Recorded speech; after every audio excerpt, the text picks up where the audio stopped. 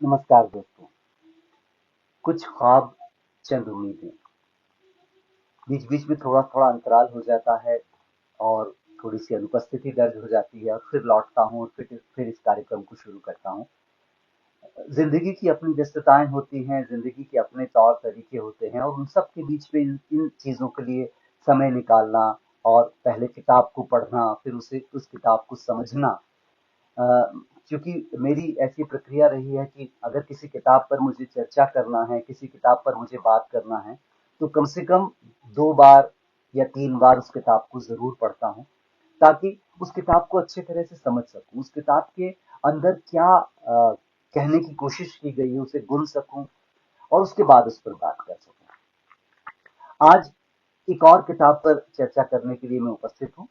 ये किताब यूँ तो मैंने दिसंबर पिछले वर्ष के बीतते हुए दिसंबर या आती हुई जनवरी में पढ़ ली थी। लेकिन उसके बाद फिर ये रहा कि व्यस्तताएं और दूसरे काम सब एक के बाद एक चलते रहे और फिर अचानक मुझे इस किताब की फिर से याद आई। अ, और इस किताब की याद इसलिए आई क्योंकि बरसात शुरू हो गई थी, बरसात का मौसम शुरू हो गया था। और बरसात के को लेकर हमारे अपनी कुछ नॉस्टैल्जिया हैं, हमारी कुछ स्मृतियां हैं, हमारी कुछ यादें हैं, जो बरसात के साथ चली आती हैं। कुछ ऐसे नाम हैं जो बरसात के साथ ही हमारे दिमाग में, हमारे ज़हन में गूंजने लग जाते हैं। और उन नामों में से एक नाम गुलज़ार साहब का है कि बारिश के साथ उनका एक बड़ा लगाव वाला रिश्ता रहा है। उनके गीतों में सावन, उनके गीतों में वर्षा, उनके गीतों में बादल, उनके गीतों में प्रकृति बहुत आती है। और मुझे याद पड़ता है कि जब मैं कैसेट प्लेयर पर गाने सुना करता था, उन दिनों बाकायदा एक कैसेट गुलजार साहब का आया था, जिसमें गुलजार साहब के वर्षा गीत थे। उस कैसेट में उन्होंने कमेंट्री भी की थी और उस कमेंट्री में बक्सा फेंक के गुड्डू भागा, रोशन आरा बाग की जानिब, ऐसा कुछ उन्होंने शुरुआत की थी। और इस वो कमेंट्री में ये था कि चल कच्चे आम पक्के आम गिर रहे होंगे और उन्हें बटोरने के लिए चलते हैं। तो गुलजार साहब हमारी स्मृतियों में बसे हुए हैं, गुलजार साहब के गीत हमारी स्मृतियों में बसे हुए हैं। चूंकि गुलजार साहब मौसम की बात करते हैं, वो प्रकृति की बात करते हैं। उनके उनके गीतों में न केवल पृथ्वी पृथ्वी का पर्यावरण, बल्कि अंतरिक्ष का पूरा दृश्य उपस्थित होता है। उनके गीतों में उछल तारे, कॉमेट उपस्थित होते हैं। उनके आकाश गंगाएं, कहकशां उनके गीतों में उपस्थित होती हैं। खलाएं या ब्लैक होल उनके गीतों में उपस्थित होते हैं। तो एक तरह से वो पूरे यूनिवर्स को लेकर अपने गीतों में साथ चलते हैं। ऐसे में जब हमें बात करनी हो वर्षा के समय में किसी किताब पर, तो फिर गुलजार साहब पर लिखी गई किताब से बेहतर और क्या किताब हो सकती थी। और इसीलिए मैंने आज सोचा कि आज गुलजार साहब नाम की जो किताब आई है उस पर चर्चा की जाए। इस किताब को लिखा है हम सबके बहुत प्यारे, हम सबके बहुत आत्मीय यतीन्द्र मिश्र ने। यतीन्द्र मिश्र लगातार इस तरह का लेखन कर रहे हैं और उनके लेखन की इस पूरी प्रक्रिया के दौरान हमें बहुत सारी सुरीली किताबें मिल रही हैं, जिसमें अख्तरी एक किताब हमें मिलती है, बेगम अख्तर पर लिखी गई किताब, और एक बड़ी किताब लता सुरगाथा, लता मंगेशकर पर लिखी गई किताब, जिसके लिए उनको नेशनल अवार्ड मिला। और तीसरी ऐसी ही सुरीली किताब, हालांकि इस बीच उन्होंने गिरिजा देवी पर लिखा और भी दूसरे संगीत से जुड़े हुए लोगों पर लिखा है। लेकिन इस बीच एक और किताब ऐसी आती है जो किताब आने के साथ ही पूरे पूरे परिदृश्य को अपनी चकाचौंध से विस्मित कर देती है। मैंने कभी नहीं देखा कि किसी किताब की आमद के 1-2 माह के अंदर ही उस किताब पर इतनी इतनी चर्चाएं शुरू हो जाएं और हर तरफ उस किताब को लेकर बातें होने लग जाएं। यतीन्द्र मिश्र की एक बहुत बड़ी विशेषता यह है कि वो बहुत डूब कर लिखते हैं। हिंदी लेखन में जहां इन दिनों शोध या रिसर्च धीरे धीरे कम होता जा रहा है, उसकी उपस्थिति नहीं दिखाई देती है। ऐसे में हमें यतीन्द्र मिश्र की किताबों में एक गहरा शोध दिखाई देता है। वो 8-8, 10-10 साल तक एक ही किताब पर काम करते रहते हैं। इन दिनों जहां ये प्रवृत्ति हो रही है कि हर एक साल एक किताब आ जानी चाहिए, लेखक इन दिनों बहुत जल्दी में है। और मुझे तो ये भी हैरत होती है कि हर नए साल एक नया उपन्यास भी आ जाता है। ऐसे समय में बहुत ठहर कर लिखने वाले यतीन्द्र मिश्र 3-4 साल, 5 साल, 6 साल के अंतर पर एक किताब लेकर आते हैं और उस किताब से फिर हमें विस्मित कर देते हैं। लता सुरगाथा अभी हमारे जहनों में बसी हुई है। लता सुरगाथा हमारे जहनों से अभी विस्मृत नहीं हुई है। हालांकि इस बीच लता मंगेशकर जी हमसे अलविदा लेकर जा चुकी हैं, लेकिन यतीन्द्र मिश्र ने लता जी को हमारे पास अमर कर दिया है लता सुरगाथा द्वारा। और शायद ऐसा ही प्रयास ये दूसरा प्रयास भी है, जिसको उन्होंने नाम दिया है गुलजार साहब, हजार राहें मुड़ कर देखने। इस किताब को पढ़ते हुए अगर आप गुलजार के प्रशंसक हैं तो आपके लिए तो ये सोने पर सुहागा वाली बात है। लेकिन अगर आप गुलजार साहब के प्रशंसक नहीं भी हैं, आपने उन्हें बहुत कम सुना है, तो इस किताब को पढ़ते हुए अगर आपके सामने कंप्यूटर या लैपटॉप खुला हुआ है या सामने मोबाइल रखा हुआ है, तो आप बार बार किताब छोड़कर यूट्यूब पर जाएंगे और उस गीत को तलाशेंगे जिस गीत की चर्चा यतीन्द्र मिश्र कर रहे हैं, और उस गीत को तलाश कर पहले सुनेंगे फिर आगे बढ़ेंगे। कम से कम मेरे साथ तो ऐसा ही हुआ। और इस किताब को पढ़ते हुए मैंने कई गीतों को बार बार सुना, दूसरी बार सुना। और चूंकि गुलजार साहब को लगातार बरसों बरस से सुनता आ रहा हूँ, मेरे कंप्यूटर में एक फोल्डर है जिसमें गुलजार साहब द्वारा लिखे गए सारे गीत हैं। सारे मतलब सारे, उसमें फिल्मी हैं, गैर फिल्मी हैं, धारावाहिकों के लिए जो उन्होंने लिखा है, दूसरी भाषाओं के लिए जो लिखा है, वो सब मैंने यहाँ वहां से, क्योंकि कलेक्शन का शौकीन रहा हूँ, तो वो सब यहाँ वहां से ढूंढ के इकट्ठे किए हैं और उनको सुनता हूँ। जब भी कोई नई फिल्म उनकी आती है तो उसके गीत कहीं से डाउनलोड करके और अपने कंप्यूटर के उस फोल्डर में रख देता हूँ और उसे अपडेट कर देता हूँ। ऐसे में मेरे लिए ये किताब बहुत महत्वपूर्ण किताब है। गुलजार साहब, हजार राहें मुड़ के देखें, जिसको लिखा है हम सबके प्रिय यतीन्द्र मिश्र ने। ये वाणी प्रकाशन से प्रकाशित होकर ये पुस्तक वर्ष 2023 में आई है। और ये किताब इतने कम समय में ही हम सब की बहुत बहुत ही प्यारी किताब हो गई है। और आप देख रहे हैं कि अच्छी खासी मोटी किताब है ये, और 512 पृष्ठों की किताब है। और इसमें आपको बहुत सारे फ्लैप दिख रहे हैं, यहाँ पर फ्लैप लगे हैं जिनको मैंने पढ़ने के दौरान लगाया है कि यहाँ पर कुछ बातें ऐसी हैं जो अच्छी हैं, जो नई हैं और जिनको पढ़ा जाना चाहिए।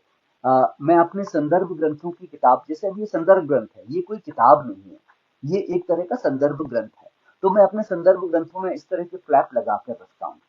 ये फ्लैप केवल इसलिए होते हैं कि भविष्य में अगर मुझे कभी यहाँ से कोई संदर्भ उठाना पड़े तो मैं यहाँ से उस संदर्भ को उठा सकता हूँ। तो आज हम बात करते हैं वाणी प्रकाशन से प्रकाशित यतीन्द्र मिश्र की लिखी हुई किताब गुलजार साहब पर। गुलजार साहब पर लिखना कोई बहुत आसान काम नहीं है। गुलजार साहब के तो गीत ही इतने मुश्किल और इतने कठिन और इतने जटिल होते हैं कि उन पर अगर आप कुछ लिखना चाह रहे हैं तो वो आपके लिए एक नया संकट है। यहाँ मैं संकट शब्द का उपयोग बहुत सोच समझ कर रहा हूँ कि जो व्यक्ति इतने कठिन फिल्मी गीत लिख रहा है, जिस व्यक्ति की फिल्में इतनी जटिल होती हैं, चाहे वो आंधी हो, चाहे इजाजत हो, चाहे किनारा हो, चाहे मौसम हो, माचिस हो, ये सब कॉम्प्लेक्स फिल्में हैं। ये सब बहुत सरल और सीधी फिल्में नहीं है, ये बहुत जटिल फिल्में हैं। तो आपके लिए बहुत मुश्किल हो जाता है कि आप एक ऐसे लेखक पर अपनी कलम चला रहे हैं जिसका अपना लेखन बहुत कॉम्प्लेक्स है, जिसका अपना व्यक्तित्व बहुत कॉम्प्लेक्स है। गुलजार साहब से मिलना भी बहुत बहुत आसान नहीं है। मेरा एक मित्र है, वो एक बार उसने मुझसे कहा था कि वो जानता था कि मैं गुलजार साहब, लता मंगेशकर, जगजीत सिंह, इन 3-4 लोगों का बड़ा प्रशंसक हूँ। तो उसने मुझसे कहा था कि गुलजार साहब का अगर तू बहुत बड़ा प्रशंसक है तो गुलजार साहब से कभी मिलना मत, तो फिर जिंदगी भर तू प्रशंसक बना रहेगा। मैंने कहा ऐसे क्यों? तो उसने कहा था कि गुलजार साहब बहुत जटिल व्यक्ति हैं और वो हमेशा अपनी दुनिया में रहते हैं, वो अपने अपने अपने कॉस्मोस में रहते हैं और वो अपनी प्राइवेसी में दखल बहुत ज्यादा पसंद नहीं करते हैं। ऐसे में जाहिर सी बात है कि हम जैसे लोग जो उनके प्रशंसक होते हैं वो उस पर्सनल स्पेस के दायरे को तोड़कर अंदर घुसने की कोशिश करते हैं। और ऐसे में वो शायर वो लेखक, वो कवि नाराज हो जाता है और हमारे अंदर कुछ टूट जाता है। खैर, गुलजार साहब से छोटी मोटी एक दो बार की मुलाकातें हैं और वो मुलाकातें उस मेरे मित्र के सलाह के बाद मैंने कुछ दूर से की। बहुत पास आकर बात भी की तो बहुत लिमिटेड और बहुत संक्षिप्त सी बातें की। ऐसे में यतीन्द्र मिश्र का गुलजार साहब के उस प्राइवेट स्पेस में, उनके अपने अंतरिक्ष में घुस जाना और वहां घुसकर बहुत सारी बहुत सारी ऐसी बातें जो इससे पहले हम तक नहीं आई थी, उनको वहां से निकाल लाना और निकाल कर किताब के रूप में प्रस्तुत कर देना, गुलजार साहब की सहमति से प्रस्तुत कर देना, ये निश्चित रूप से बहुत बड़ी बात है और इसीलिए ये किताब एक बहुत बड़ी किताब हो जाती है। इस किताब को अगर हम देखें तो इस किताब के सीधे सीधे दो खंड हैं। एक खंड वो खंड है जहां गुलजार साहब की थोड़ी सी जीवनी और उसके अलावा उनके कृतित्व पर बड़ी लंबी चर्चा है। छोटे छोटे खंड हैं, 100 के लगभग खंड हैं और उन खंडों में यतीन्द्र मिश्र गुलजार साहब के अलग अलग पहलुओं पर चर्चा करते हुए चलते हैं। यहाँ मेरे जैसे लोगों को एक छोटी सी बात खटकती है। चूंकि मेरे जैसे लोग, जिनके लिए मैंने कहा कि गुलजार साहब ये किताब अब मेरे लिए तो एक संदर्भ ग्रंथ हो गया है, तो वहां मेरे जैसे जो लोग हैं जो कि संदर्भ ग्रंथ की तरह इसको लेते हैं, उनके लिए एक दिक्कत ये हो गई है कि वो जो 100 के लगभग छोटे छोटे खंड दिए गए हैं, उनके शीर्षक नहीं है। ये मैं प्रकाशक से भी कहना चाहूंगा और लेखक से भी कहना चाहूंगा कि हम जैसे लोगों की सुविधा के लिए इस पुस्तक के अगले संस्करण में उन सारे छोटे छोटे खंडों के उचित शीर्षक दे दिए जाएं। जैसे मुझे अगर तलाश करना है कि गुलजार साहब और आर डी बर्मन के बारे में यतीन्द्र मिश्र ने क्या लिखा है, और बहुत लंबा लिखा है, जो बहुत बड़े बड़े अध्याय हैं, उन बड़े बड़े अध्यायों में गुलजार साहब और आर डी बर्मन के बारे में सबसे लंबा अध्याय है। तो मुझे अगर उसकी तलाश करनी है तो मैंने ये फ्लैप लगाकर नहीं रखने पड़ेंगे, मुझे इंडेक्स में मिल जाएगा कि अच्छा, यहाँ गुलजार साहब और आर डी बर्मन के बारे में यतीन्द्र मिश्र ने लिखा है।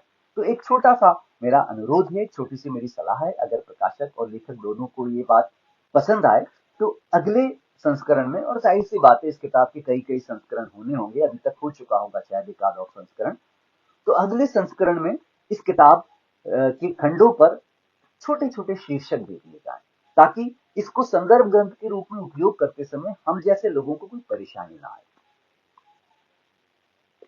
अब बात करते हैं इस किताब की। जो मैंने कहा कि पहला जो खंड है उसमें छोटे छोटे शीर्षक, छोटे छोटे से अध्याय हैं। कुछ कोई 1 पेज का है, कोई 2 पेज का है, कुछ 4 पेज का है, कुछ 5 पेज का है। जैसे आर डी बर्मन और गुलजार साहब पर एक लंबा अध्याय है जिसमें वो सारी चीजें जो हमें पता थी, जैसे इजाजत के गाने मेरा कुछ सामान तुम्हारे पास पड़ा है को लेकर जब गुलजार साहब लेकर गए तो आर डी बर्मन ने कहा कि कल को तो किसी समाचार पत्र को उठा लाओगे मेरे पास और उसके किसी समाचार को लेकर मुझसे कहने लगोगे कि लो इसको भी बना दो। लेकिन नई बात इसमें ये खुलती है कि आशा भोसले जी भी वहीं बैठी थी और उन्होंने गुलजार साहब से वो गाना लिया और उसमें लौटा दो को गुनगुनाना शुरू कर दिया। अब वो लौटा दो की जो ध्वनि उत्पन्न बार बार हुई, उसने आर डी बर्मन को मजबूर कर दिया कि इस गाने की धुन बनाई जाए और इसको रिकॉर्ड किया जाए। इस फिल्म में आ, इस किताब में इजाजत पर एक लंबा अध्याय है। इजाजत फिल्म गुलजार साहब की रची हुई सबसे अनूठी और सबसे अनूठी फिल्म है और जिसके चारों गीत बहुत अद्भुत गीत हैं। उन चारों गीतों पर अलग अलग कतरा कतरा मिलती है, कतरा कतरा जीने दो, उस पर अलग से चर्चा की है यतीन्द्र मिश्र ने। खाली हाथ शाम आई है, खाली हाथ जाएगी, वो, उन सब पर अलग अलग, और फिर मेरा कुछ सामान तुम्हारे पास पड़ा है, इन सब पर बहुत अलग अलग तरीके से चर्चा की। इस फिल्म की मेकिंग के बारे में, इस फिल्म के निर्माण की प्रक्रिया के बारे में, और इस फिल्म के जो दोनों कैरेक्टर हैं माया और सुधा, उनके बारे में चर्चा की है। और उन दोनों जो एक पत्नी है और एक प्रेमिका है, उनके बीच के रिश्तों को बहुत अच्छे से यतीन्द्र ने इस अध्याय में रेखांकित किया है। कुछ छोटी छोटी सूचनाएं इसमें बहुत अच्छी आती है। जैसे मैं अपनी भी कुछ चीजें ऐसी होती हैं जो जो ऐसा लगता है किसी ने आपके मन की बात कह दी। जैसे जब गुलजार साहब को स्कूल कॉलेज के दिनों में मैंने सुनना शुरू किया, तो मुझे भी यही लगता रहा कि गुलजार साहब जो हैं वो बंगाली हैं, वो बंगाल से हैं। अ, शायद और फिर राखी से उनकी विवाह, और बंगाली निर्देशकों के साथ उनका ज्यादा काम करना, तो शायद उससे ऐसा होता है। लेकिन इस फिल्म में, इस किताब, बार बार मैं फिल्म बोल रहा हूँ, इस किताब में एक दिलचस्प वाकया है। और वो वाकया ये है कि के आसिफ साहब कहीं खड़े थे, और अ, गुलजार साहब लैंडलाइन फोन, उस समय तो लैंडलाइन ही होते थे, उस पर किसी से बात कर रहे थे, और के आसिफ को भी किसी से बात करना था, तो वो प्रतीक्षा कर रहे थे कि गुलजार साहब की बात हो जाए तो फिर वो अपनी बात करें। गुलजार साहब ने जैसे ही देखा कि के आसिफ साहब खड़े हैं, तो उन्होंने तुरंत पंजाबी में कुछ कहा और फोन रख दिया। तो के आसिफ ने कहा कि तुम पंजाबी बहुत अच्छा बोलते हो, कहाँ से सीखी? तो गुलजार साहब ने कहा कि मेरी तो मातृभाषा पंजाबी है। तो उन्होंने कहा कि मैं तो तुम्हें बंगाली समझता था। तो ये एक घटना ऐसी इस किताब में हमें मिलती है जो हम हमसे तादात्म्य कर लेती है। और वो जो खंड है जहां पर गुलजार साहब के बारे में यतीन्द्र मिश्र खंड बाय खंड, एक एक अध्याय से विस्तार के साथ छोटी छोटी सी बातों को लेकर उठाते हैं, चाहे वो लक्ष्मीकांत प्यारेलाल के संगीत में गुलजार द्वारा की गई केवल 2 फिल्में।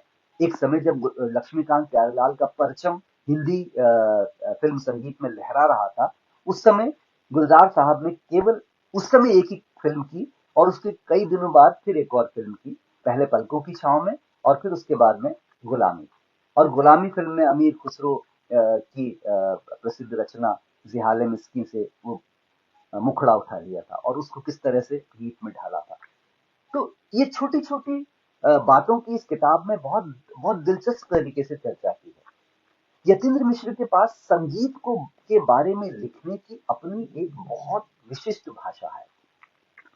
मैंने संगीत और संगीत के आसपास लिखी हुई उनकी लगभग लगभग सारी किताबें पढ़ी हैं, और मैंने उनकी कविताएं भी पढ़ी हैं।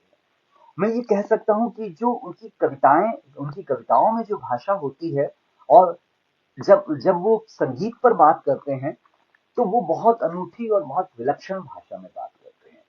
और चूंकि संगीत की बहुत गहरी समझ रखते हैं, रागों की, सुरों की, और संगीत के इतिहास के बारे में बहुत जानते हैं, गायकों के बारे में बहुत जानते हैं, तो इसीलिए जब वो संगीत पर बात करते हैं तो पूरी पूरी तैयारी के साथ करते हैं, और पूरी ईमानदारी के साथ करते हैं। इसीलिए इस इन सारे अध्यायों को जब हम यतीन्द्र मिश्र की जबानी, क्योंकि जो दूसरा अध्याय है वहां तो यतीन्द्र मिश्र केवल प्रश्नकर्ता होते हैं, लेकिन पहले खंड में तो यतीन्द्र मिश्र बाकायदा गुलजार साहब को रेशा रेशा उधेड़ कर खोल कर पाठकों के सामने, श्रोताओं के सामने प्रस्तुत करते हैं कि देखिए, ये हैं आपके गुलजार साहब। जैसे मेरे मन में भी एक प्रश्न बार बार होता था कि गुलजार साहब जो लता मंगेशकर की आवाज के इतने बड़े प्रशंसक रहे, मुरीद रहे हैं, और लता जी के बाद उनको दूसरी आवाज कोई पसंद आती थी तो आशा भोसले जी की पसंद आती थी। उन गुलजार साहब ने जब मीरा फिल्म बनाई, तो मीरा फिल्म में हम लोगों के दिमाग में, जहन में एक ही बात गूंजती है कि मीरा का स्वर शायद वही होगा जो लता मंगेशकर का स्वर था, लेकिन मीरा में वाणी जयराम के गीत थे सारे। तो ये कैसे हुआ? तो उसको जब हम इस किताब से होकर, जब मीरा फिल्म से होकर गुजरते हैं, तो पता चलता है कि लता मंगेशकर जी ने उसी दौरान दो मीरा के भजनों के कैसेट हृदयनाथ मंगेशकर जी के संगीत में निकाले थे। एक का नाम तो मुझे याद आ रहा है, चला वाही देश, और एक और था।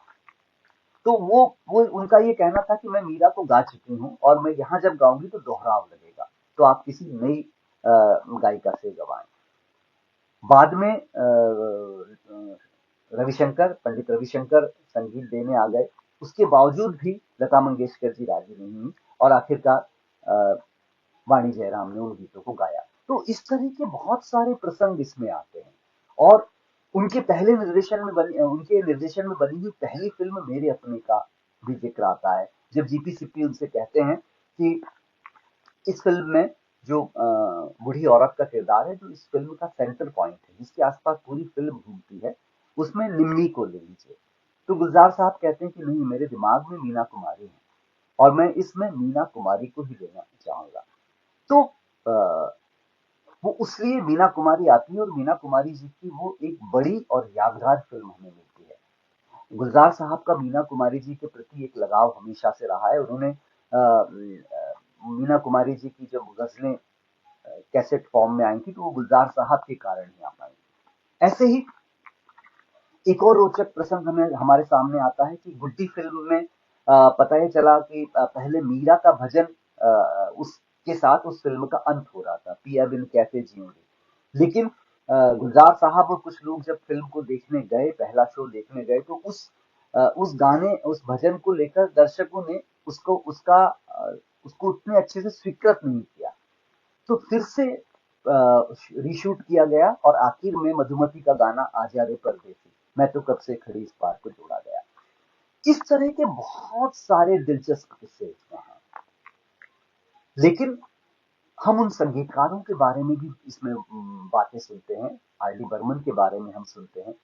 हम इसमें सुनते हैं कि आर डी बर्मन के बारे में यतीन्द्र मिश्र क्या कहते हैं गुलजार के नजरों से, एस डी बर्मन के बारे में क्या कहते हैं। और ये किताब हमें बताती है कि एस डी बर्मन के साथ गुलजार साहब ने अपना पहला गीत मेरा गोरा ले ले मुझे श्याम रंग दे दे लिखा था। उसके बाद एस डी बर्मन के साथ उन्होंने काम ही नहीं किया गुलजार साहब ने। आर डी बर्मन के साथ भरपूर काम किया, एस डी बर्मन के साथ काम नहीं किया। और इस किताब को पढ़कर आपको पता चलता है कि शैलेंद्र और एस डी बर्मन के बीच किसी बात को लेकर मतभेद हो गया था। एस डी बर्मन ने शैलेंद्र की जगह किसी दूसरे से लिखवाना था, तो शैलेंद्र ने ही गुलजार साहब को भेजा था कि जाओ और उनको एक फिल्मी गीतकार की जरूरत है, वहां जाकर लिखो। और तब वहां जाकर उन्होंने वो गीत लिखा था, मोरा गोरा रंग ले। लेकिन बाद में शैलेंद्र और एस डी बर्मन के बीच सुलह हो गई और गुलजार साहब एक ही गाना लिखकर रह गए, बाकी सब गाने वहां चले गए। तो इस तरह की बहुत सारी चीजें हैं। लेकिन यतीन्द्र को मैं इस बात के लिए मैं प्रशंसा जरूर करना चाहूंगा कि एक अध्याय है जिसमें गुलजार के गीतों में लोक, इस पर चर्चा की गई है और वो पढ़ने लायक अध्याय है। उस अध्याय में गुलजार के उन गीतों को तलाश किया गया है जिनमें लोक आता है, जिनमें फोक आता है, और वो ध्वनियां आती हैं, वो शब्द आते हैं। और उन गीतों के बहाने, चाहे वो ओमकारा फिल्म के गीत हों, उनके माध्यम से उस लोक की तलाश की गई है। तब लगता है कि हाँ, अगर कोई लेखक किसी पर जीवनी परक लेखन कर रहा है तो फिर उसको ऐसा ही करना चाहिए। आप किसी के व्यक्तित्व को खोलकर रख दोगे तो ठीक है, वो व्यक्तित्व अगर कोई कलाकार नहीं है तो उसका व्यक्तित्व ही सामने आएगा। लेकिन अगर वो रचनाकार है, अगर वो कलाकार है, तो उसके व्यक्तित्व से काम नहीं चलता, उसका कृतित्व आना चाहिए। उसने क्या सृजन किया, उसके सृजन के विभिन्न पहलू क्या थे। तो ये जो प्रथम खंड है, इसके अंदर एक अद्भुत संतुलन है गुलजार साहब के व्यक्तित्व का और गुलजार साहब के कृतित्व का। जैसे मैंने जिसकी बात की अभी, कि वो गीतों में जो फोक आया है, और एक और अध्याय है गुलजार साहब के अनसुने गीत। और चूंकि मैंने आपको बताया कि मेरे पास गुलजार साहब के पूरे गीत हैं, मैं जब चाहूं जो भी गीत चाहूं सुनना चाहूं कंप्यूटर में बजाकर सुन लेता हूं। तो कई सारे ऐसे गीत थे जिन गीतों को लेकर मुझे लगता था कि इस गीत को तो बहुत मकबूलियत होनी थी, चाहिए थी, इसको तो बहुत लोकप्रियता मिलनी चाहिए थी, लेकिन ये गीत उतना प्रसिद्ध नहीं हो पाया। वो सारे गीत मुझे उस अध्याय में मिलते हैं, गुलजार साहब के अनसुने गीतों में। तब मुझे लगता है कि ये जो लेखक है जिसका नाम यतीन्द्र मिश्र है, ये एक जुनूनी टाइप का लेखक है। इसको ये जब किसी व्यक्तित्व या किसी कृतित्व को लिखना शुरू करता है तो वो परत दर परत, तह दह तह उतरता चला जाता है, नीचे और गहरे और गहरे और गहरे, कि कहां जाकर सबसे अच्छे मोती मिलेंगे। और उन मोतियों की तलाश में वो उस व्यक्तित्व और उस कृतित्व के लगभग लगभग सारे पहलुओं को आपके सामने उजागर करके रख देता है। जैसे खुशबू फिल्म का एक लोरी है, दो नैनों में आंसू भरे हैं, इंडिया कैसे समाए। इस गीत को हम सब ने सुना है और लता जी ने बहुत अच्छे फास्ट टेम्पो में थोड़े से फास्ट उसमें गाया है, अच्छे संगीत के साथ गाया है। लेकिन जब मैंने फिल्म में देखा तो फिल्म में लता जी जब गा रही तो संगीत है नहीं इसमें। तो मुझे बड़ा आश्चर्य हुआ कि ये जब हम सुनते हैं तो दो नैनों में आंसू भरे इन इंडिया कैसे समाये, बाकायदा संगीत है, अच्छा खासा संगीत है, और वहां है नहीं। उसकी पूरी कहानी इस किताब में है कि वो गाना रिकॉर्ड हो चुका था। रिकॉर्ड होने के बाद जब गुलजार साहब को ऐसा लगा कि ये तो लोरी है, और लोरी बहुत धीमे धीमे बहुत मध्यम होनी चाहिए, उसमें तेज संगीत नहीं होना चाहिए, कुछ नहीं होना चाहिए। और ये खुशफुसाहटें लता जी के कानों में पहुंच गई, और लता जी ने कहा कि चलो इसको एक तरीके से और फिर से रिकॉर्ड करते हैं। और वो बिना संगीत के भी एक बार रिकॉर्ड हुई। और जब उसको लोरी के रूप में फिल्म में डाला गया तो उसको बिना संगीत के डाला गया, और जब ऑडियो कैसेट के रूप में आता है तो वहां पर बाकायदा संगीत के साथ आता है। तो इस तरह की दिलचस्प जानकारियां हैं इसमें, जैसे ये कि गुलजार साहब ने बहुत पहले गालिब पर फिल्म बनाने का एक विचार किया था, और उन दिनों नसीरुद्दीन शाह शायद एनएसजी में पढ़ रहे थे, दिल्ली में थे, और उन्हें पता चला कि गुलजार साहब गालिब पर एक फिल्म बना रहे हैं। तो उन्होंने एक पत्र लिखा कि मैं ये भी जानता हूँ, मैं उर्दू भी जानता हूँ, सब जानता हूँ, और गालिब का किरदार निभाने के लिए मुझसे अच्छा कोई दूसरा अभिनेता नहीं हो सकता, ऐसा उन्होंने पत्र गुलजार साहब को लिख दिया। खैर, वो पत्र गुलजार साहब को नहीं मिला। नसीर साहब सोचते रहे कि शायद मिलेगा, फिर बाद के समय में नसीर साहब खुद एक बड़े अभिनेता के रूप में स्थापित हो गए। फिर बरसों बाद गुलजार साहब ने गालिब दूरदर्शन के लिए बनाया, और गालिब कौन थे? वही नसीरुद्दीन शाह। ना उस पत्र को गुलजार साहब ने पढ़ा, ना वो पत्र कहीं पहुंचा, लेकिन उसके बावजूद भी वो ध्वनि तरंगे पहुंच गई कि एक व्यक्ति के मन में था कि वो गुलजार साहब द्वारा बनाए गए गालिब में गालिब की भूमिका निभाए। तो ये बहुत दिलचस्प जानकारियां, छोटी छोटी जानकारियां हैं, और इन छोटी छोटी जानकारियों के बहाने हम गुलजार साहब को और बेहतर जान पाते हैं, और बहुत अच्छे से जान पाते हैं। जैसे मैंने बताया कि यहाँ पर गुलजार साहब की निर्देशित सारी फिल्मों की चर्चा है, और उन फिल्मों में आंधी, किनारा, मौसम, इजाजत, माचिस, ये इन सारी फिल्मों पर बहुत विस्तार के साथ चर्चा होती है, एकदम विस्तार के साथ में, लंबे लंबे अध्याय हैं इनके ऊपर। और इन फिल्मों की बनने की सारी जानकारी, इनकी संगीत की सारी जानकारी, वो सब आपको इन अध्यायों में मिलता है। हाँ, कुछ चीजें मुझे लगता है कि और होनी चाहिए थी। मेरे जैसे गुलजार के प्रशंसकों को ऐसा लगता है कि जैसे यश चोपड़ा, अ, तीन बड़े शोमैन हुए, यश चोपड़ा, राज कपूर और सुभाष घई। और आप दिलचस्प बात देखिए कि राज कपूर के साथ गुलजार साहब ने नहीं किया काम निर्देशन, उनके निर्देशन में। सुभाष घई के लिए बहुत बाद में एक फिल्म में गाने लिखे, युवराज नाम से एक फिल्म बहुत बाद में आती है, उसके लिए गाने लिखे। और यश चोपड़ा की अंतिम फिल्म के गाने लिखे, जब तक है जान। मुझे लगता है कि जब तक है जान के गीतों के बहाने यश चोपड़ा कैंप में गुलजार साहब की पहली आमद, सुभाष घई के कैंप में युवराज के रूप में पहली आमद पर एक अलग से अध्याय लेकर चर्चा होनी चाहिए। और थोड़ी सी गैर फिल्मी गीतों पर भी चर्चा है, लेकिन उतनी नहीं है। मुझे लगता है कि शायद ये फिल्मी सफर पर ज्यादा केंद्रित है, लेकिन यतीन्द्र की खजाने में सब कुछ भरा हुआ है। वो चाहेंगे तो इसमें बाद में इसका दूसरा खंड लाकर शायद गैर फिल्मी पर भी, हालांकि दिल पड़ोसी है जैसे, सनसेट पॉइंट जैसे एल्बम्स पर में चर्चा है, लेकिन ज्यादा फोकस फिल्मी गीतों पर है। और उसके बहाने हम गुलजार साहब का वो रूप देख पाते हैं जिस रूप के हम सब शैदाई रहे हैं, हम सब प्रशंसक रहे हैं। एक एक रेखा चित्र सा बनता जाता है हमारे सामने गुलजार का। एक मूडी गुलजार हैं, और अपनी दुनिया में खोए रहने वाले गुलजार हैं। मैं अभी बंबई में था तो यूनुस खान हैं, मेरे मित्र हैं, उन्होंने एक बड़ा अच्छा प्रसंग सुनाया कि गुलजार साहब को सेल्फी वगैरह लेना भी पसंद नहीं, क्योंकि उनको ऐसा लगता है कि उनके प्राइवेट स्पेस में कोई घुस रहा है। तो जब गुलजार साहब को हम कहीं बुलाते हैं किसी कार्यक्रम में, तो हम बाकायदा उनकी सुरक्षा चक्र बनाकर चलते हैं कि कोई सेल्फी लेने एकदम से ना आ जाए। गुलजार साहब को पसंद नहीं है। और अगर कोई पूछकर बाकायदा इजाजत लेकर अगर ऐसा करता है तो शायद वो स्वीकृति दे देते हैं, लेकिन बिना पूछे उन्हें ये बिल्कुल, उन्हें वो इसे बदतमीजी कहते हैं। तो मुझे लगता है कि इस तरह के मूडी व्यक्ति के स्पेस में वो यतीन्द्र मिश्र ने दूसरी बार ये सेंध लगाई है। लता मंगेशकर का अपना भी एक किला था। उस किले में, उस उनके प्राइवेट स्पेस में घुसना लगभग किसी के लिए भी असंभव था। बहुत गिने चुने लोगों को वहां प्रवेश मिलता था।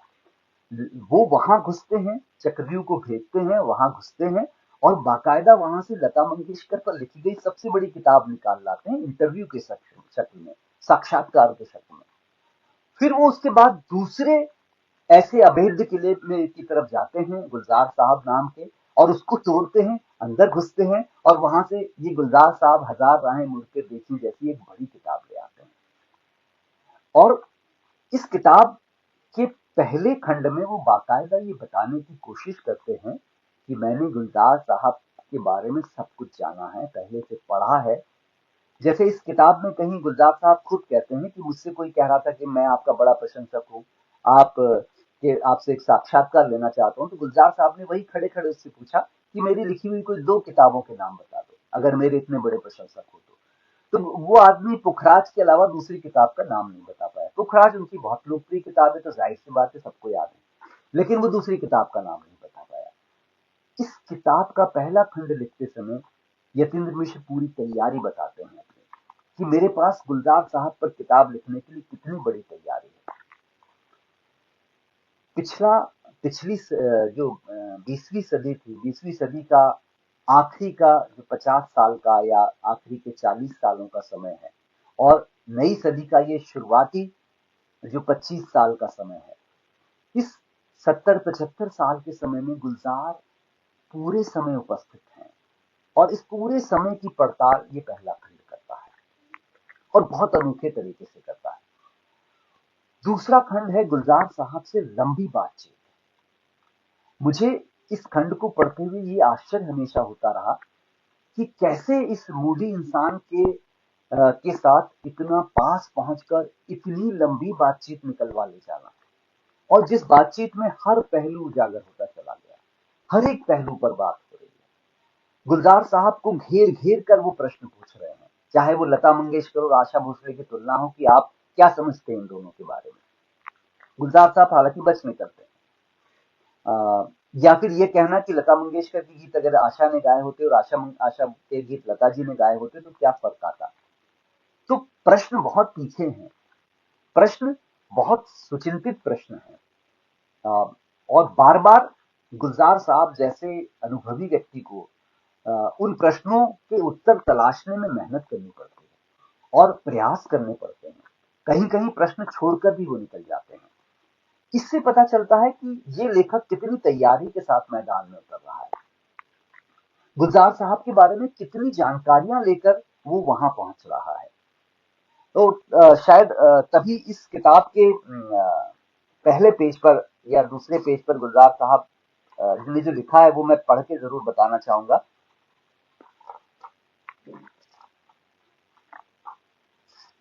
मैं उनकी ही कलम से लिखा है। 14 बरस लगे मुझे अयोध्या पहुंचने में। अयोध्या के राजकुंवर यतीन्द्र मिश्र मेरा इंटरव्यू ले रहे थे। पता नहीं क्या क्या कहा मैंने, लेकिन सारी खूबी उनके सवालों की है, मेरे जवाबों की नहीं। यतीन्द्र ही की खूबी थी कि वो मेरी जमीन को इतनी गहराई तक खोद पाए। मुझे लगता था शायद तेल निकल आए तो कुछ हासिल हो, लेकिन हो सकता है सिर्फ मिट्टी हाथ आई या पानी का कुआं निकला। इसका फैसला अब अरुण माहेश्वरी करेंगे या आप किताब पढ़कर। कुछ हीरे पन्ने अगर यतीन्द्र के हाथ आए हैं तो उनकी फराख दिली है कि वो आप सबके साथ बांट रहे हैं। गुलजार, यतीन्द्र की ही खूबी थी कि वो मेरी जमीन को इतनी गहराई तक खोद पाए। ये कौन कह रहा है? ये गुलजार साहब कह रहे हैं। ये गुलजार साहब उस लेखक के बारे में कह रहे हैं कि इस व्यक्ति के अंदर ये खूबी है कि वो मेरी जमीन को इतना गहरा खोद पाया जहां तक अभी कोई नहीं पहुंचा था। इस एक पंक्ति के बाद मुझे लगता है कि इस किताब की प्रशंसा में और कुछ नहीं कहा जा सकता। गुलजार साहब जो स्वयं ही प्रशंसा करने में बहुत कंजूसी रखते हैं, उन्हें चीजें आमतौर पर बहुत जल्दी पसंद नहीं आती हैं। अगर वो ये कह रहे हैं कि यतीन्द्र मिश्र मेरी जमीन को इतना गहरा खोद पाए, ये उनकी खूबी है। तो आप इस किताब को समझ सकते हैं कि इस किताब के पीछे की मेहनत क्या है। साक्षात्कार खंड जो है वो हमारे लिए आंखें खोलने वाला खंड है। जैसे एक प्रश्न अचंभित कर गया मुझे। गुलजार साहब देवदास बना रहे थे और देवदास फिल्म में कलाकार थे धर्मेंद्र, हेमा मालिनी, शर्मिला टैगोर। हम सब के अंदर बहुत सामान्य रूप से ये बात आती है कि हेमा मालिनी बहुत अच्छी नर्तकी हैं, बहुत अच्छी नृत्यांगना हैं, तो जाहिर सी बात है चंद्रमुखी का रोल वही करेंगे। और शर्मिला टैगोर क्योंकि बंगाली पृष्ठभूमि से आती हैं, तो इसीलिए पारो का रोल वो करेंगे। लेकिन गुलजार साहब ने हेमा मालिनी को पारो का रोल दिया हुआ था और शर्मिला टैगोर को चंद्रमुखी का। और धर्मेंद्र के बारे में उन्होंने बड़े अच्छे से लिखा है कि धर्मेंद्र तो एवरग्रीन रोमांटिक फेस है, वो अभी भी रोमांटिक चेहरा दिखता है उनका। लेकिन हेमा मालिनी के बारे में उन्होंने कहा था कि पारो की जो निश्चलता मुझे चाहिए थी वो हेमा मालिनी के चेहरे पर थी, और चंद्रमुखी के चेहरे पर जो लावण्य चाहिए था वो शर्मिला टैगोर के चेहरे पर था। इसीलिए उन्होंने इन लोगों को इस भूमिका में लिया। और वो फिल्म नहीं बन पाई। दुर्भाग्य है हम सबका कि एक फिल्म नहीं बन पाई। मुझे गंगा शरण सिंह जो बड़े अच्छे समीक्षक, उन्होंने एक बार कहा था कि गुलजार साहब एक और फिल्म भी बनाना चाहते थे जो पिता और पुत्री के संबंधों पर आधारित होती।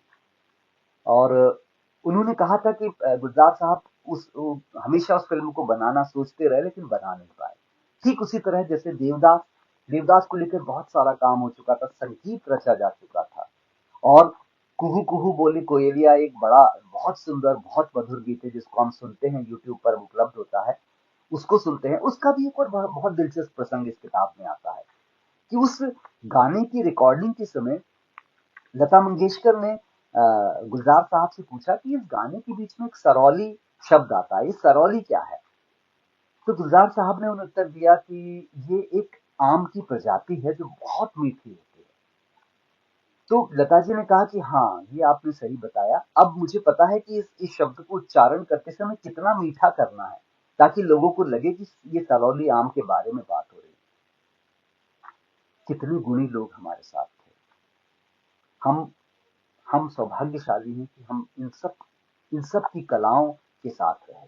लता मंगेशकर, गुलजार, आर डी बर्मन, एक एक इतनी बड़ी गायिका जिसका यश सारी दुनिया में फैला हुआ है, वो एक शब्द सरौली का अर्थ जानना चाहती हैं। और किस लिए जानना चाहती हैं? ताकि उस उस मीठे आम का मीठापन अपने स्वर में उत्पन्न कर सके। मुझे लगता है कि हम सब के लिए बहुत सीखने की जरूरत है। हम सब जो अपने आप को रचनाकार, कलाकार मानने का दंभ लिए हुए घूमते रहते हैं, हम सब के लिए एक बड़ा सबक है। और ये ये हम सबको जानने की सबसे ज्यादा जरूरत है कि अभी तक हम वहां तक नहीं पहुंचे हैं। जावेद अख्तर साहब ने एक बार कहा था कि सिलसिला फिल्म के गीत में हुई और भी मुलायम मेरी शाम ढलते ढलते में लता जी ने मुलायम शब्द का जो उच्चारण किया है, वो अगर आप आंख बंद करके सुनेंगे तो आपको ऐसा लगेगा कि सचमुच कोई मुलायम चीज आपके हाथों को छूती हुई जा रही है। इस एक प्रसंग से अचानक जावेद अख्तर साहब का वो कही हुई बात याद आई, और मुझे ऐसा लगा कि लता मंगेशकर बन जाना, गुलजार बन जाना, ये कोई छोटी प्रक्रिया नहीं है, ये कोई आसान प्रक्रिया नहीं है।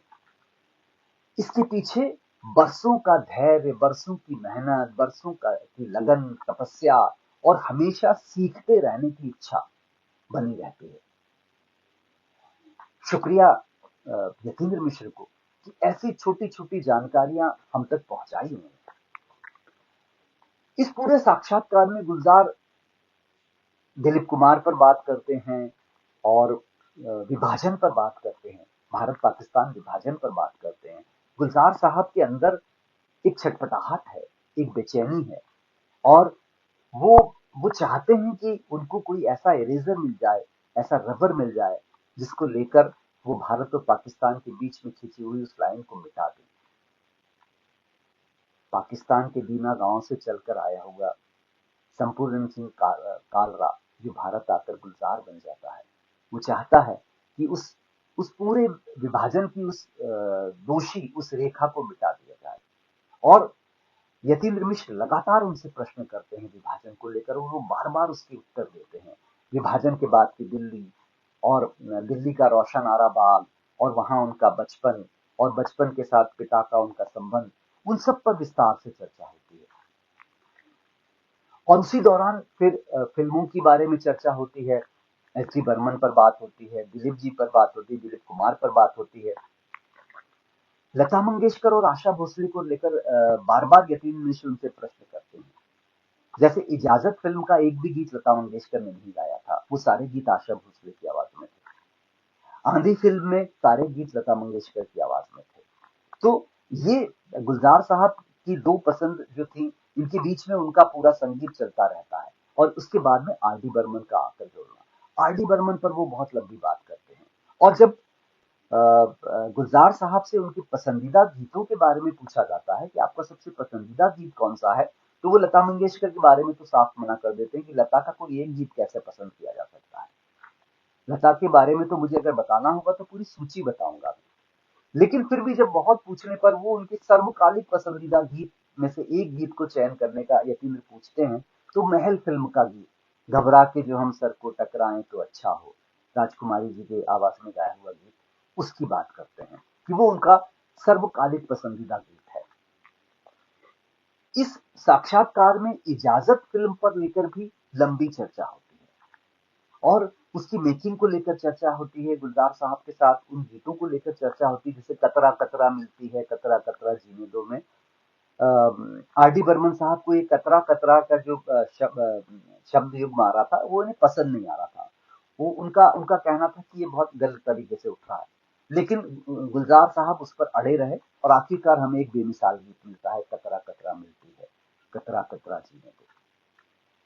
एक और दिलचस्प बात इंटरव्यू के दौरान जो खुलती है, वो ये खुलती है, जब पूछा जाता है, यतीन्द्र मिश्र पूछते हैं कि आप कोई ऐसी फिल्म अभिनेत्री है जिसको लेकर आप फिल्म बनाना चाहते थे लेकिन नहीं बना पाए।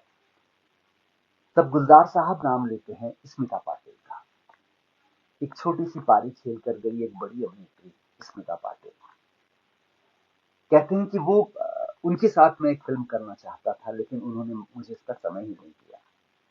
स्मिता पाटिल को लेकर पिछले दिनों में कहीं किसी साक्षात्कार में शायद नसीर साहब ने कहा था, मुझे याद नहीं आ रहा, लेकिन उन्होंने कहा था कि स्मिता पाटिल को जब आप पर्दे से हटकर देखते हैं तो एक दुबली पतली सांवली सी लड़की बैठी है, और जो किसी भी दृष्टि से हीरोइन नहीं लग रही है।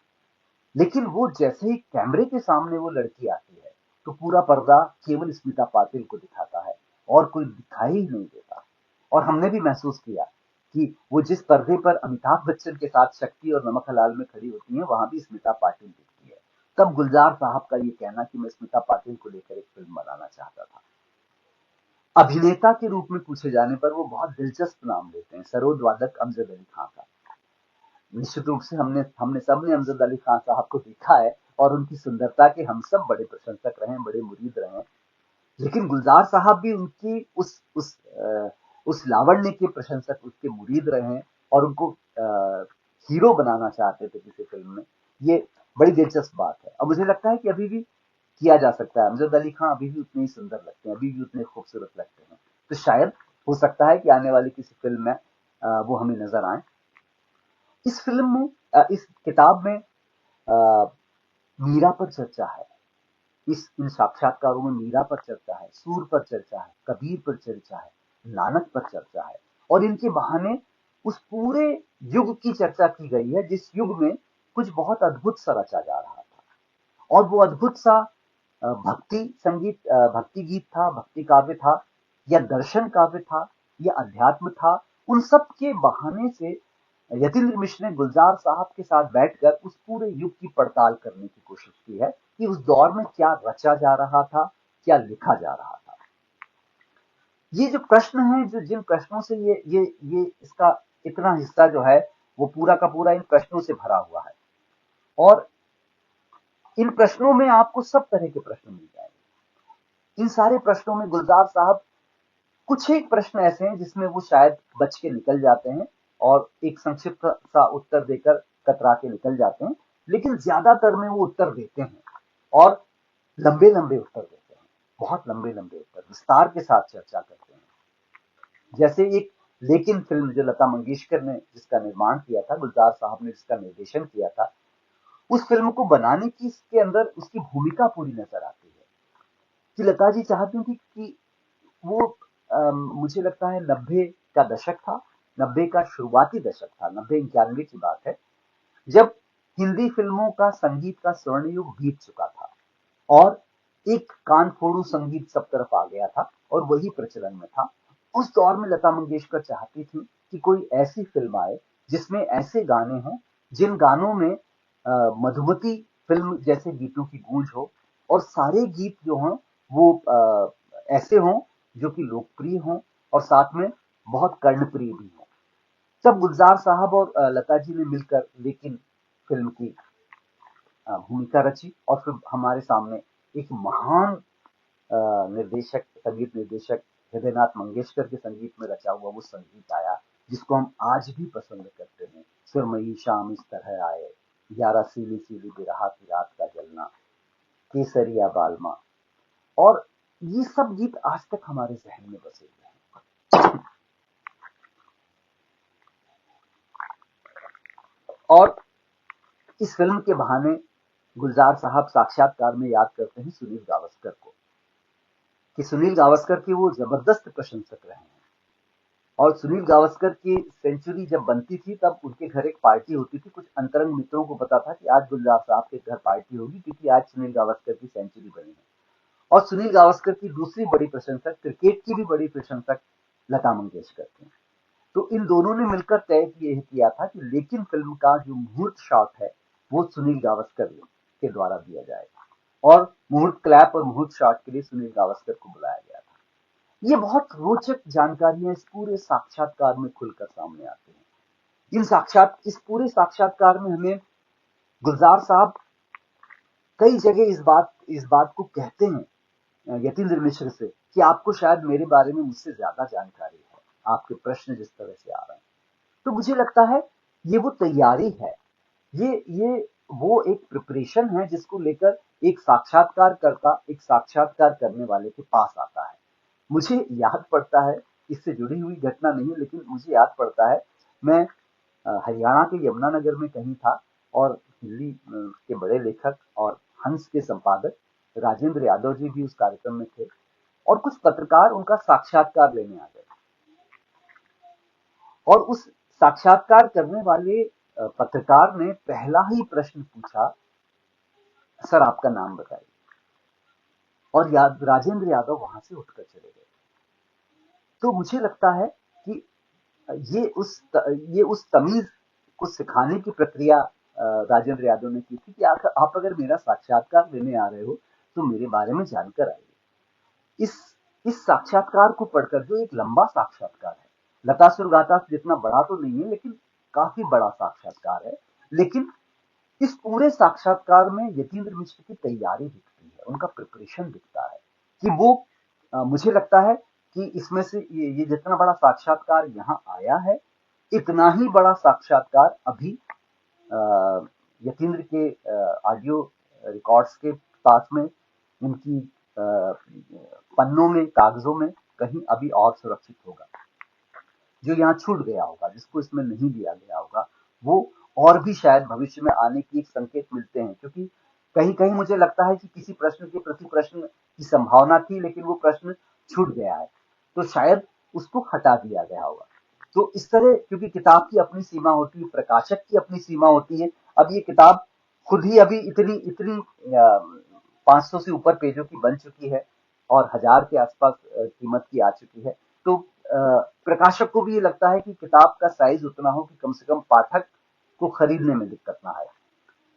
खैर, तो ये आज हम गुलजार साहब पर हम चर्चा कर रहे थे। इस किताब को आप इसलिए पढ़िए कि अगर आपने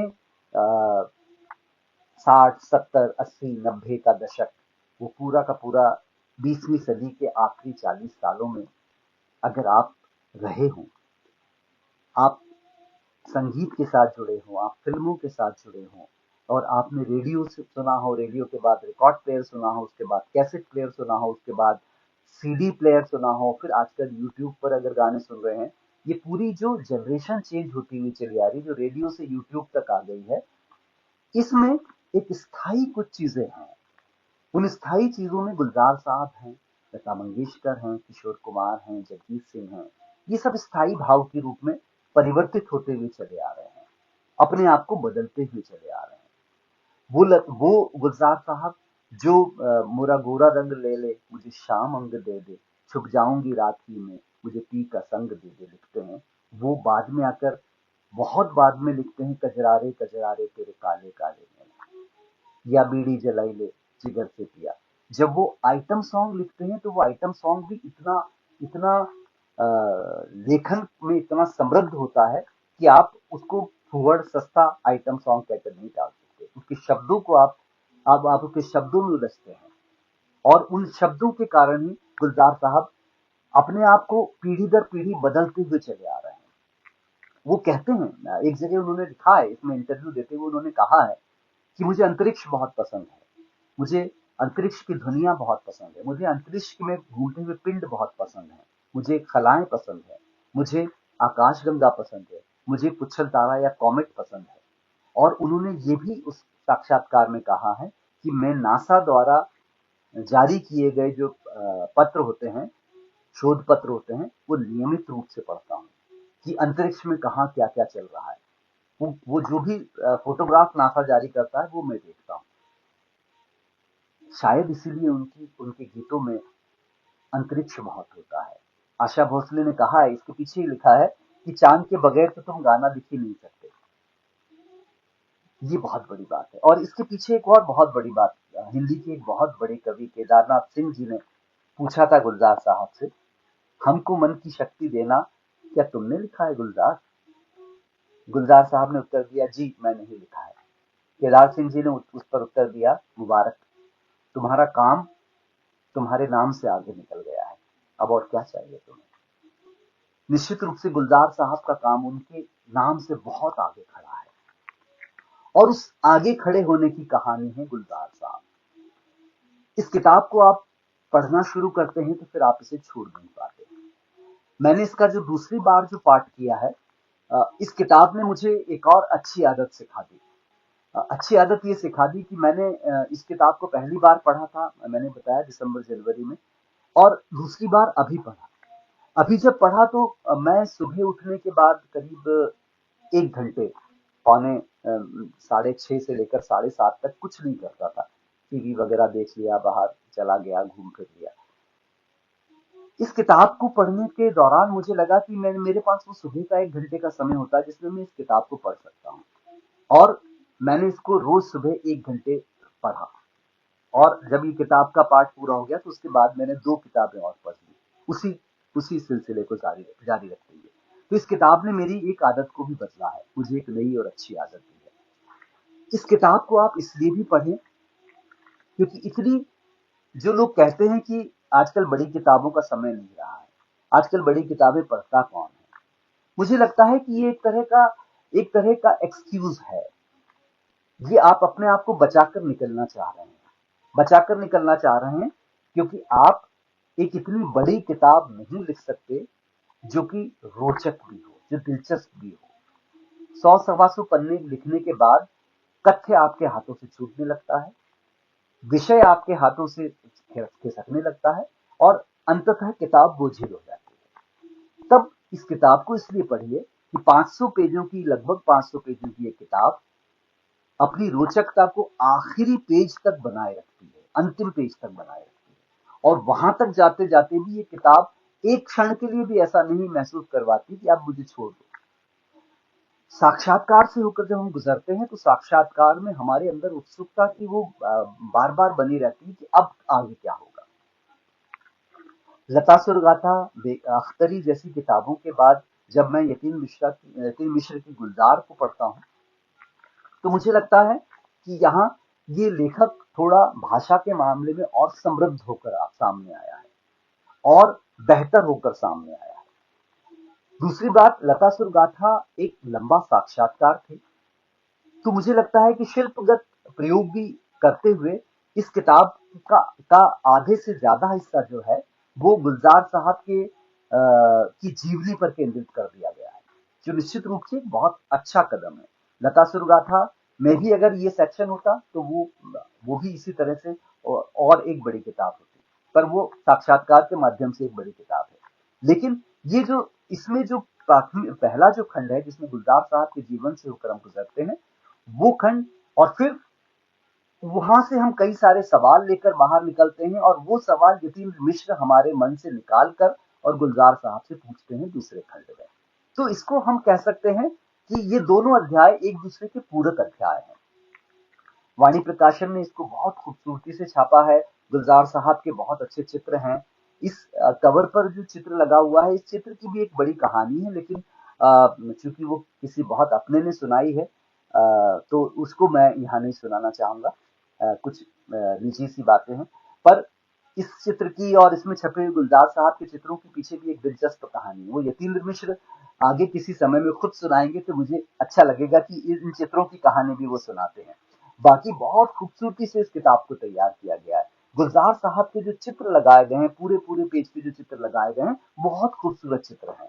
और गुलजार साहब उन चित्रों में बहुत बहुत अलग अलग शेड्स में उनको गुलजार साहब को हम देखते हैं। तो इस किताब की डिजाइनिंग पर, इसके आवरण पर, उन सब पर बहुत मेहनत की है।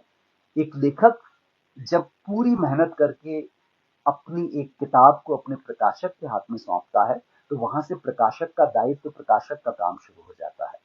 और वहां से उस किताब की पठनीयता के साथ में उसकी दिखने की खूबसूरती भी बहुत अच्छी हो, वो काम प्रकाशक को करना होता है। तो निश्चित रूप से वो काम बहुत अच्छे से किया गया है। इसके लिए वाणी प्रकाशन भी धन्यवाद के पात्र हैं।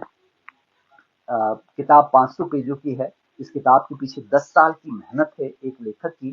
तो निश्चित रूप से इसका दाम आपको ऐसा लग सकता है कि थोड़ा सा ज्यादा होगा, लेकिन जब हम बाजार में पिज्जा खरीदते हैं या कुछ कुछ भी ऐसी चीजें खरीदते हैं, 1000-1200 में खरीद लेते हैं, तब उस चीज को ध्यान में रखें तो फिर ये चीज जो हमारे साथ बरसों बरस रहेगी, उसके लिए इतना पैसा खर्च करना मुझे नहीं लगता कि कोई कोई हमारे लिए मुश्किल बात है।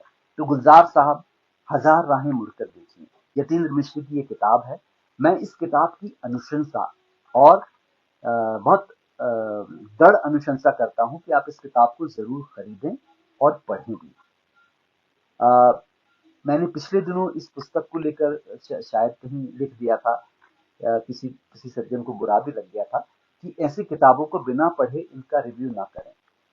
एक लेखक की 10 साल की मेहनत है, और केवल आप आवरण पृष्ठ के ऊपर समीक्षा ना लिखें, इस किताब को पढ़ें और फिर समीक्षा लिखें। मैं नहीं समझता कि मैंने कुछ गलत लिखा था, लेकिन फिर भी सबकी अपनी अपनी सोच है। ऐसी किताबें पढ़ने के लिए होती हैं, देखने के लिए नहीं होती हैं। तो ऐसी किताबों को जब आप खरीद कर लाएं, तो इनको अपने ड्राइंग रूम की शोभा बढ़ाने के लिए ना रखें कि कोई आने जाने वाला देखे और कहे कि अच्छा, आपके आपके पास गुलजार साहब की किताब रखी हुई है, यतीन्द्र मिश्र की आपके पास किताब रखी हुई है। नहीं, इस किताब को पढ़िए। जब वो कहे कि आपके पास रखी है, तो आप ये कह सकें कि नहीं, मैंने पढ़ी भी है, और पढ़ने के साथ साथ आप इसके ऊपर मुझसे बात भी कर सकते हैं। तब इस किताब का खरीदा जाना सार्थक होगा। किताबें शोकेस में रखने के लिए नहीं खरीदी जाती, किताबें पढ़ने के लिए होती हैं। किताबें आपको थोड़ा जिंदा कर देती हैं। किताबें आपकी आपके अंदर के ज्ञान को, आपके अंदर की जानकारियों को थोड़ा और अपडेट करती हैं, आपको थोड़ा और समृद्ध कर देती हैं। और जब कोई किताब इतनी मेहनत से लिखी गई हो, इतनी जानकारियों के साथ लिखी गई हो, तो ऐसी किताब का तो खुले दिल से स्वागत होना चाहिए, स्वागत करना चाहिए। शिवना प्रकाशन ने इस किताब को वर्ष 2023 का शिवना अंतर्राष्ट्रीय सम्मान दिया था। उस समय मैंने बताया कि दिसंबर जनवरी में मैंने इस किताब को पूरा पढ़ा था। लेकिन मुझे लगता है कि इस किताब को कई बड़े सम्मान, कई बड़े बड़े पुरस्कार अभी और मिलेंगे। जिस मेहनत और जिस लगन के साथ इस किताब को लिखा गया है, उसके सामने वैसे सारे बड़े सम्मान, पुरस्कार बहुत छोटे होते हैं। लेकिन फिर भी एक परंपरा है कि अच्छी किताबों को अच्छे से सम्मानित होना चाहिए। तो मुझे लगता है इस किताब का अभी बहुत लंबा सफर बाकी है। अभी इस किताब ने 1 वर्ष भी पूरा नहीं किया है, और ये पूरे परिदृश्य पर छा गई है। तो मुझे लगता है कि आने वाले समय में इस किताब को और बहुत लंबा सफर तय करना है। यतीन्द्र मिश्र को बधाई, एक बहुत अच्छी और किताब हम सबको देने के लिए, जिसकी भाषा हमको मोहती है, जिसका शिल्प हमको बांधता है, जिसकी जानकारियां हमें समृद्ध करती है और जिसके साथ यात्रा में बने रहना हम सबको पसंद आता है। ऐसी किताबें वो लिखते रहें। मुझे लगता है कि बहुत जल्दी उनकी एक आध किताब और इस तरह की फिल्म संगीत पर आने वाली है। ऐसी किताबें हमें और समृद्ध करती हैं। वो बिना किसी की परवाह किए हुए इस तरह की किताबें रचते रहें, हमारी जानकारियों को और समृद्ध करते रहें, हमारे पुस्तकालयों को और समृद्ध करते रहें और हमें हमारे प्रिय लोगों के बारे में और जानकारियां प्रदान करते रहें। ये मेरी उनको शुभकामनाएं हैं और वो खूब लिखते रहें और ऐसी किताबें हमारे हाथ में बराबर आती रहें। तो आज मैं अनुशंसा करूंगा इस किताब की आपको कि इसको खरीदें और पढ़ें। गुलजार साहब, हजार राहें मुड़कर देखें। लेखक यतीन्द्र मिश्र, प्रकाशक वाणी प्रकाशन। फिर मिलते हैं अगले अंक में किसी नई किताब के साथ। नमस्कार।